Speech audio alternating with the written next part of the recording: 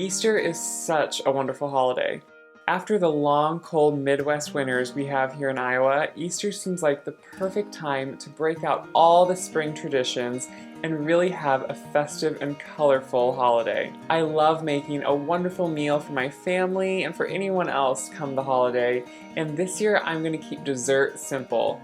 Sometimes after all the preparations for the meal, dessert's one of the last things on your mind. But this quick and simple, almost a French-inspired fruit tart is really easy to make.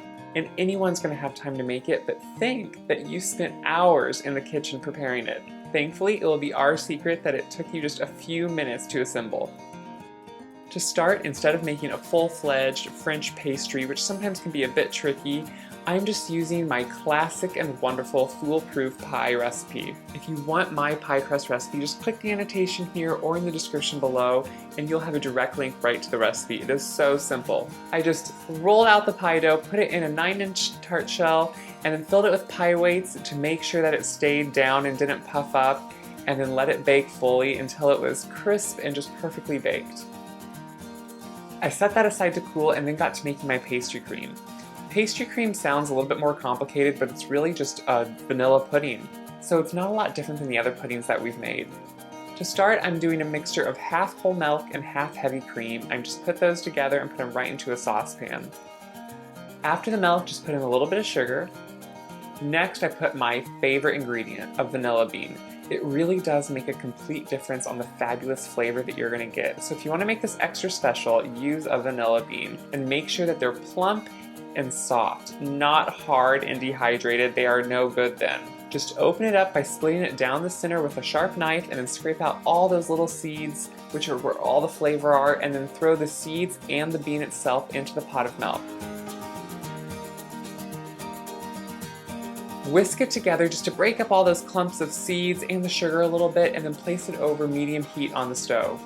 While your milk is coming to a simmer, you can prepare the eggs. You just want 5 egg yolks here, not the whites, but make sure to save them. You can make a wonderful white cake or a meringue with them later on. So just throw them in the fridge and use them in the next few days. This sounds a little odd, but I like to remove the little white thing that's sometimes stuck to the yolks here. When you go to cook it, it can really kind of come out stringy and you can get these strands in your pudding, and so if you remove them here, you don't have to worry about it later on. Whisk the egg yolks just to break them up a little bit, and then add a little bit more sugar and some cornstarch and just a pinch of salt. Whisk that all together until it's really thick and pale yellow. Once your egg yolk mixture is ready, you can just go over to the stove and wait for the milk to come to a simmer. When you see a wisp of steam coming up and just a few bubbles, you know it's ready. This is where you just want to take a ladle or a measuring cup and just slowly add small amounts, no more than about a quarter cup at a time, of the hot milk mixture to the egg yolks. This is just tempering your eggs and making sure that they come up in temperature but don't cook too fast. So slowly whisk in the hot milk into the egg yolks until you have, I do about 3 or 4 ladlefuls. That comes to about 1 cup in the end. Slowly whisk it in, and then once it's whisked in and your eggs are tempered, you can add them back to the pot, whisking constantly so they don't cook in one spot. This is only going to take a few seconds once it's back on the heat. Whisk it constantly for about 20 to 30 seconds, and it will be about the thickness of a good pudding.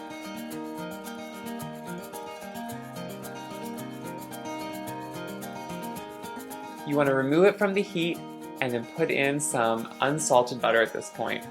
This really just richens the pudding and really smooths it out. Just whisk it in and make sure to use cold butter. This brings down the temperature slowly of the cream and helps it become smooth.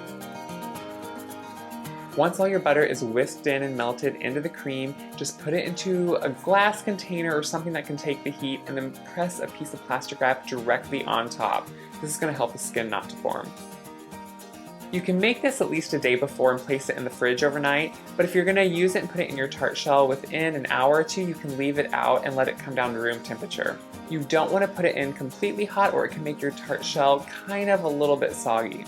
Once it's come to room temperature, or once you've taken it out of the fridge and let it come to room temperature, you just want to pour it directly into your tart shell.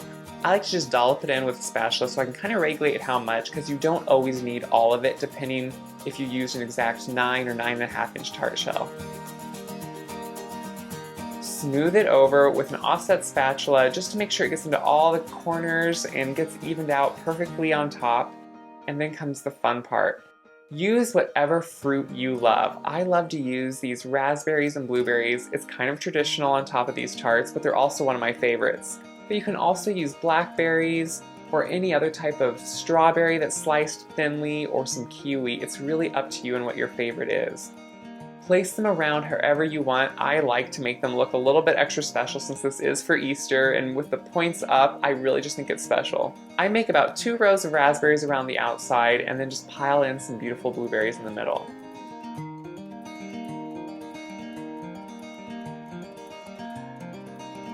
To finish this off, just put a little bit of seedless raspberry jam in a small kettle and then add about a tablespoon or 2 tablespoons of fresh lemon juice. Let that heat up slightly on the stove and just whisk it to break it up and smooth it out. Once it's slightly warm, just remove it from the stove and then using a pastry brush, slowly brush it over the top of all the fruit. This just glazes it and it really drives home that wonderful raspberry flavor, and it gives it a beautiful sheen and glossy finish.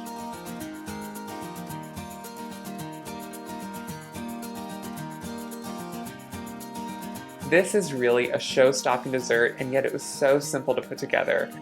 I know all of your Easter guests and family are going to love it. If you agree, make sure to like this video and leave your comments below. I love to hear from you guys and see how you're using my recipes. And if you want more great recipes and tips and tricks, make sure to click subscribe and become part of the Gray Boxwood family, and you will be prompted when all of our new videos come out. I can't wait to see you till next time.